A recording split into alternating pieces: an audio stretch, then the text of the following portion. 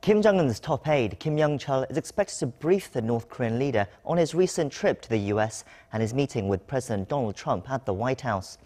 Although signs point to progress during the talks, there still seems much to be resolved. Lee has this report. Kim Yong-chol, vice chairman of North Korea's ruling Workers' Party Central Committee, headed back to Pyongyang on Monday after his trip to the United States. Kim left New York City late Saturday afternoon local time and arrived in Beijing on Sunday en route to North Korea. He had arrived in New York City last Wednesday, holding 2 days of meetings with U.S. Secretary of State Mike Pompeo, including official high-level talks on Thursday. On Friday, he visited the White House and delivered a personal letter to U.S. President Donald Trump from North Korean leader Kim Jong-un, after which Trump announced that the June 12th summit in Singapore was back on. With the summit confirmation, the first major diplomatic hurdle seems to have been overcome, but significant differences remain between the two sides. Due to the range of complex issues at hand, President Trump has started hinting that the June 12th summit could actually be the first in a series of meetings between the two leaders.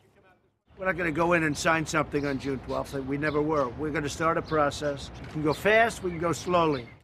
The extension of the Panmunjom talks, where U.S. delegates led by former nuclear negotiator Sung Kim held their fourth round of talks with North Korea on Sunday, shows much work is left to do, as indicated by Pompeo last week.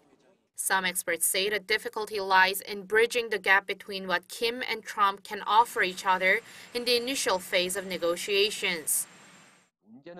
The problem is we are in the very early stages. Trump wants big, bold promises on denuclearization from North Korea to persuade many of those skeptical of Pyongyang's true intentions.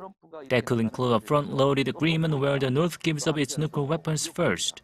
However, there's not much Trump can offer Kim at this time, as they would likely require congressional approval, or would take a long time.